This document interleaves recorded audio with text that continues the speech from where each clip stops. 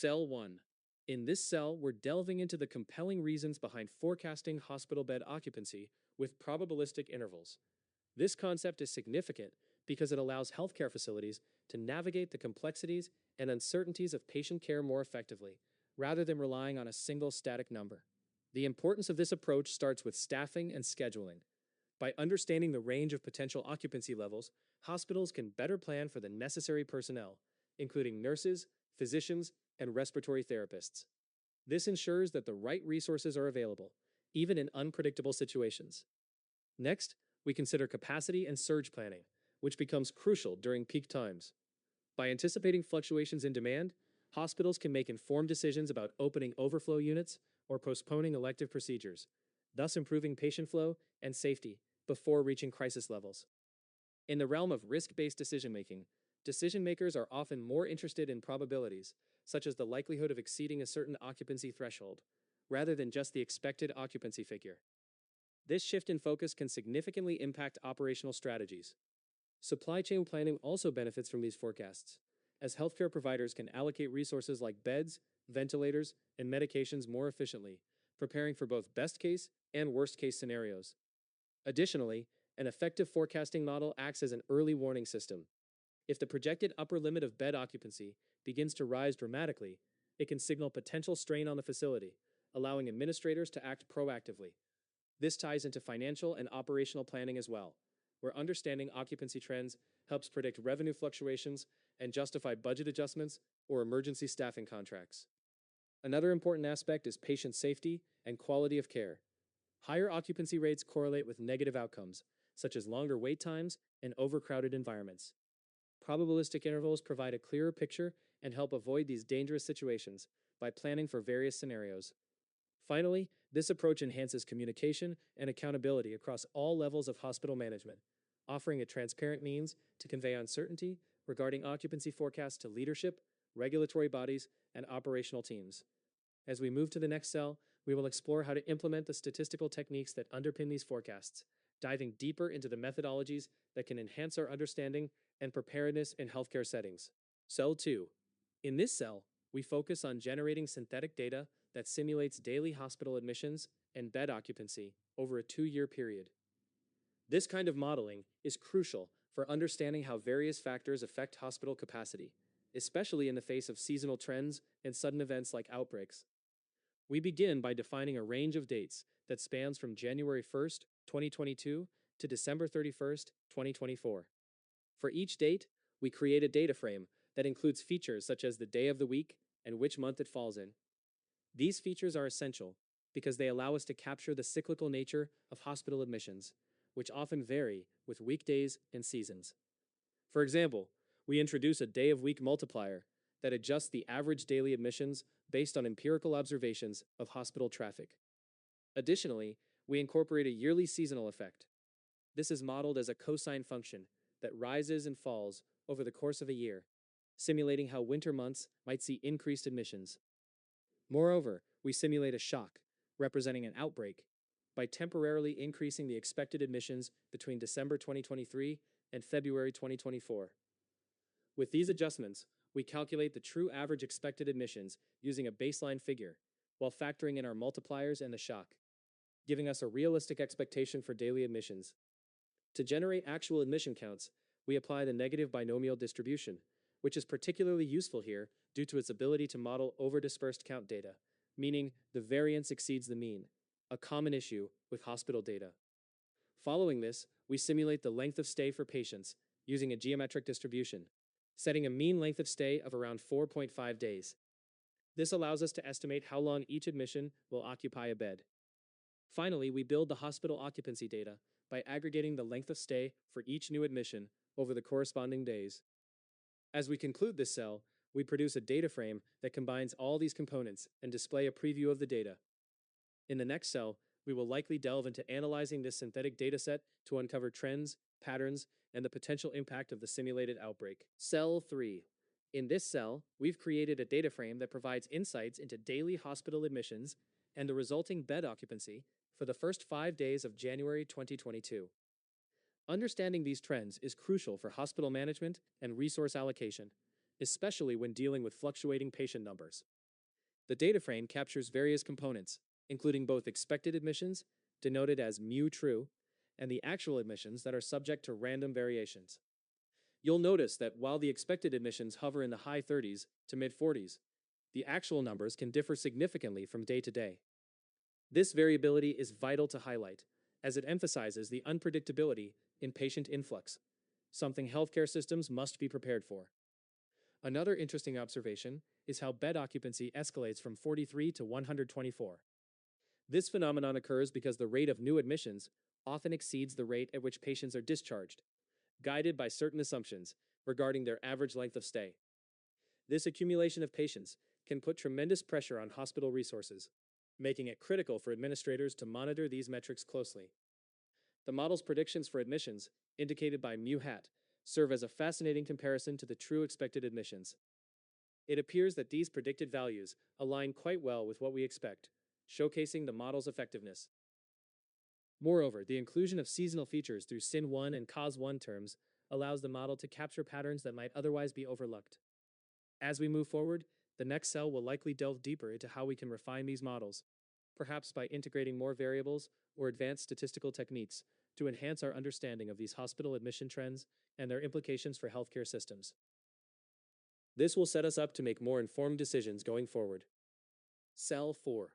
In this cell, we are fitting a probabilistic model for admissions using a negative binomial generalized linear model. This is particularly significant because such a model helps us understand the relationship between various predictors, like day of the week and seasonal trends, and the number of admissions, while also accommodating over-dispersion, which is common in count data. Initially, we introduce Fourier terms to capture yearly seasonality, applying sine and cosine transformations to a time variable. This allows us to model seasonal fluctuations, which is crucial because admissions can vary significantly over the course of the year. Following that, we create one-hot encoded variables for the day of the week. This sets a framework for our predictors, enabling us to account for weekly patterns that might affect admissions. Next, we combine the one-hot encoded day-of-week dummies with our Fourier terms into a single feature set, ensuring to add a constant term for the intercept. As we prepare our response variable, we take care to convert both the feature set and the admissions data into numeric formats. This step is important because we want to eliminate any non-numeric values that could disrupt our model fitting. We also handle potential issues related to missing or infinite values by aligning our features and response variable, discarding any rows that could introduce errors into the model. This clean dataset becomes crucial for obtaining reliable results. The final step involves fitting the negative binomial model using the clean feature set and response variable. Once the model is fit, we obtain and print a summary of the results, which will provide insights into the significance of each predictor and the overall fit of the model.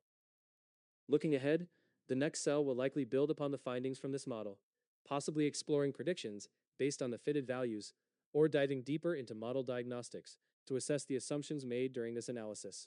Cell 5. In this code cell, we are analyzing daily admissions using a negative binomial generalized linear model. This approach is particularly important because it allows us to account for over-dispersion in the count data, which is common in cases like hospital admissions. By incorporating day-of-week indicators and seasonal cycles using sine and cosine terms, we aim to capture the underlying patterns in admissions throughout the year. The model reflects several key aspects. The highly significant intercept suggests a robust baseline level of admissions, indicating that there's a consistent flow of patients regardless of other factors. However, the lack of significant day-of-week effects implies that weekdays do not vary dramatically in their admissions when controlled for other variables. This is a fascinating finding, suggesting perhaps that daily patterns are less pronounced than expected. Conversely, the cosine seasonal term emerges as a significant positive factor, highlighting that seasonal variations do play a meaningful role in influencing admissions. This indicates certain times of the year see notably higher admissions, perhaps in alignment with flu season or other cyclical health trends. In contrast, the sine term doesn't show significance, suggesting that the specific cyclical pattern it represents isn't impacting admissions in this context. It's vital to consider how we model seasonal trends. By utilizing sine and cosine, we account for the cyclical nature of time, which avoids misleading interpretations that could arise from treating calendar days merely as linear integers. For instance, Our approach recognizes that December 31st and January 1st are not distant in the actual seasonal flow, but are instead part of an ongoing cycle of influences. Looking ahead, the insights from this model set the stage for deeper investigations into the factors influencing admissions. In the next cell, we're likely to explore additional variables or perhaps refine our model further based on the relationships we've uncovered, helping us to pinpoint what drives the variations in daily admissions even more accurately. Cell 6. In this cell, we're diving into a Monte Carlo simulation designed to forecast future occupancy levels based on historical data. This process is crucial for understanding how capacity might be affected over a specified forecast horizon. By leveraging statistical assumptions and simulation techniques, we can provide anticipated occupancy levels, which are instrumental for operational planning. At the outset, we set an estimated average length of stay using a geometric mean based on historical data. This is pivotal because it informs how we interpret patient stays, allowing us to generate meaningful predictions about future occupancy. Next, we specify the duration for our forecast, which is set to 60 days, and define the number of simulations we'll run, 2,000 in this case. We also take into account any physical capacity constraints that could limit occupancy, adding another layer of realism to our predictions. The heart of the simulation begins with the creation of a design matrix, formulated to capture the essential features needed for forecasting over the next 60 days. We generate future dates, calculate day-of-week indicators, and include seasonal components using sine and cosine transformations to account for cyclical patterns in occupancy. It's crucial here to ensure that the structure of our design matrix aligns perfectly with the training data used previously, allowing for valid predictions. As we advance, we compute expected occupancy levels using a negative binomial distribution, a suitable choice for modeling counts with over-dispersion. The alpha parameter from our fitted model is extracted to capture variability accurately. This step is essential, as it ensures our simulation can adapt to the underlying data characteristics. The Monte Carlo paths are generated by initializing with the last recorded occupancy and simulating daily admissions and discharges over the forecast horizon. Here we track remaining stays for inpatients and randomly draw new lengths of stay based on our earlier assumptions. It's important to be mindful of the maximum length of stay to prevent unrealistic outcomes. The simulation not only allows us to project future occupancy, but also helps in capturing uncertainty by summarizing the results into percentiles. This way, we derive a 10th, 50th, and 90th percentile to provide a probabilistic forecast, enriching our understanding of potential future scenarios. The final output presents a clear view of predicted occupancy trends, making it easier for stakeholders to plan effectively. Looking ahead, the next cell will likely build on these occupancy forecasts, possibly integrating them into a larger framework for decision-making, or exploring additional scenarios that could impact hospital capacity. This process is key for shaping adaptive strategies in healthcare management. Cell 7. In this cell, we're establishing the probabilistic intervals for occupancy scenarios, which are essential for our understanding of potential future states. By calculating these intervals, we can quantify different levels of occupancy and evaluate how often we might expect the system to perform under various conditions. We start with the P10 percentile, representing a low occupancy scenario. In this case, we observe that only about 10% of the simulated futures fall below this threshold. This means that in most situations, we should expect higher occupancy levels, but it provides a crucial baseline for understanding potential stress points. Next, we have the P50 percentile, which signifies the median scenario. Here, we find that half of our simulated futures exceed this line, while half are lower. This gives us a sense of the typical occupancy scenario and serves as a useful reference point for decision-making. Finally, the P90 percentile illustrates a high occupancy or stress scenario, where only about 10% of possible futures exceed this threshold. This is significant because it highlights extreme conditions that, while rare, could have serious implications for operations. As we consider these percentile points, it's important to acknowledge that they help us manage expectations and plan for a range of outcomes. Understanding where the various highlight points lie informs our risk management strategies and operational adjustments. Moving forward, the next cell will likely expand on these intervals by incorporating them into simulations or visualizations to better analyze their impact on our planning and strategy. This deeper dive will enable us to visualize how occupancy scenarios play out over time and guide our decision-making with confidence. Cell 8.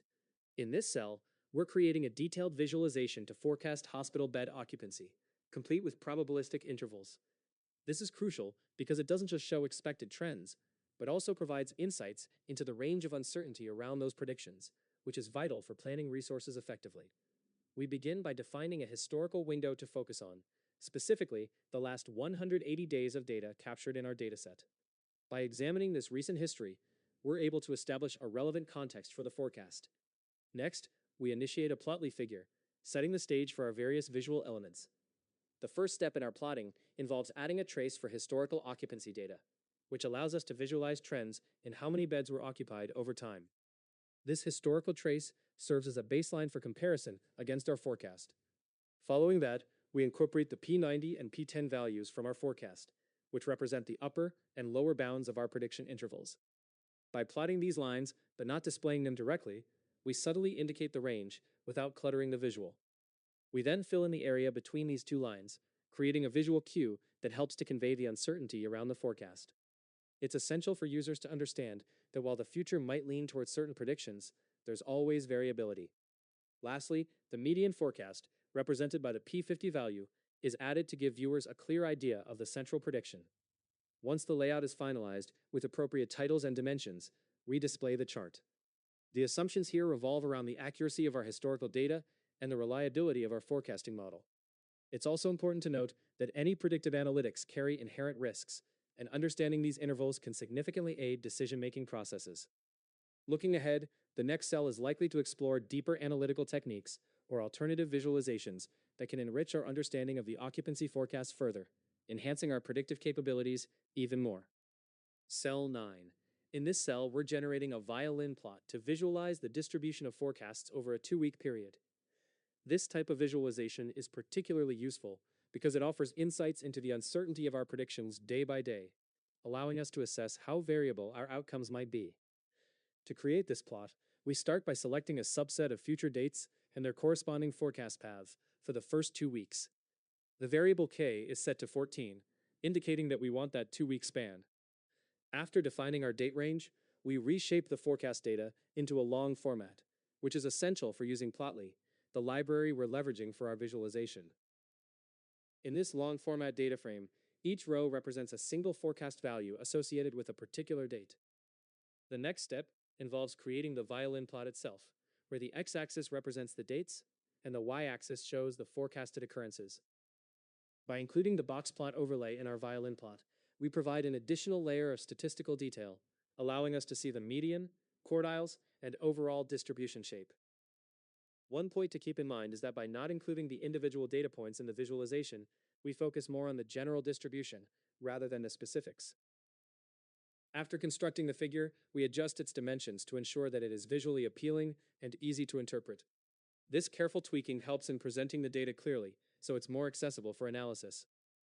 Looking ahead, the next cell is likely to build on this foundational visualization by diving deeper into the implications of these distributions, or perhaps comparing them against actual observed outcomes. This will enhance our understanding of how well our forecasts hold up over time, and could inform potential adjustments or further analyses. Cell 10. In this cell, we're exploring the impact of the day of the week on expected occupancy rates and their variability. This analysis is crucial, as it helps us identify patterns and trends in how occupancy fluctuates throughout the week, allowing for better decision-making and resource allocation and planning. Initially, we transform the occupancy data into a more manageable format. By melting the data frame, we convert our wide format data into a long format, which includes each date and its corresponding occupancy. This step is significant because it allows us to easily manipulate and analyze the data by day of the week. We then extract the day names from our date column, creating another important variable that will enable us to group the data effectively. Next, we group the data by day of the week and calculate key statistics. Specifically, we determine the 10th, 50th, and 90th percentiles of occupancy for each day. These percentiles provide a clearer picture of expected occupancy, highlighting not just the median values, but also the range of variability, with the P10 and P90 as error bars. By re-indexing the summary to ensure the days are displayed in the proper order, we maintain clarity and organization in our presentation. Finally, we utilize Plotly Express to create a bar chart that visualizes the median forecasted occupancy for each day, complete with error bars that represent our variability estimates. The resulting chart is designed to be both informative and visually appealing, offering insights into how occupancy changes from Monday to Sunday. As we move forward to the next cell, we will likely delve deeper into interpreting these results, discussing strategies for optimizing occupancy management based on the insights we've gathered here. This analysis sets a solid foundation for making data-driven decisions in managing occupancy trends effectively throughout the week. Cell 11. In this cell, we're focusing on generating a table that highlights the worst-case staffing scenarios based on our capacity thresholds. By analyzing the probabilities that paths exceed a certain staffing level, we can better understand the most critical days for resource allocation, which is crucial for effective planning. To dive deeper into the workflow, we begin by calculating a threshold, which we set at 90% of the total capacity. This value, stored in the variable THR, serves as a benchmark for comparison. We then assess how often the paths meet or exceed this threshold to gauge the likelihood of our staffing reaching this critical level. This evaluation results in a probability array, where we average these values across all paths and assign this to the variable prob. Next, we construct a data frame that brings together dates from our forecasting period and their corresponding probabilities of staffing exceeding that 90% threshold. We sort this data frame in descending order to easily identify the top 10 days where staffing issues might arise, which we display at the end. It's essential to highlight that this table not only pinpoints potential staffing concerns, but also assumes that our paths are representative of actual staffing scenarios. One potential pitfall to watch for is making sure that our paths accurately reflect variations in demand. If they don't, our probabilities could be misleading. As we move forward to the next cell, we will likely build on this data to create visualizations that effectively communicate these staffing challenges, helping us to strategize more proactively. This will be an important step in turning our analytical observations into actionable plans. Cell 12. In this final cell, we're wrapping up the analysis and shining a light on the conclusions we've drawn from our work. It's crucial to take a moment to reflect on what we've accomplished and ensure that we understand the implications moving forward. Throughout the notebook, we've gathered data, performed calculations, and created visualizations that have guided our exploration. By synthesizing everything, we can pinpoint the key takeaways and understand how they fit into the larger picture. This final cell acts as a summary that reinforces our findings and solidifies the knowledge we've built. As we review our results, it's important to think about the assumptions behind our analysis and where potential pitfalls may lie. For example, have we properly accounted for any outliers or considered how our data might vary under different conditions? By critically examining these aspects, we can bolster the robustness of our conclusions. Moreover, thinking about future applications is essential. How can we use what we've learned to inform decisions or further research? There are always new questions to explore, and our analysis serves as a launching pad for those inquiries. Looking ahead, the next steps might involve deeper exploration into the underlying trends we've identified, or even expanding our dataset to see how our findings hold up in different contexts. This process of continual learning and adaptation is what drives us to become better analysts. So let's be excited about where this journey will take us next.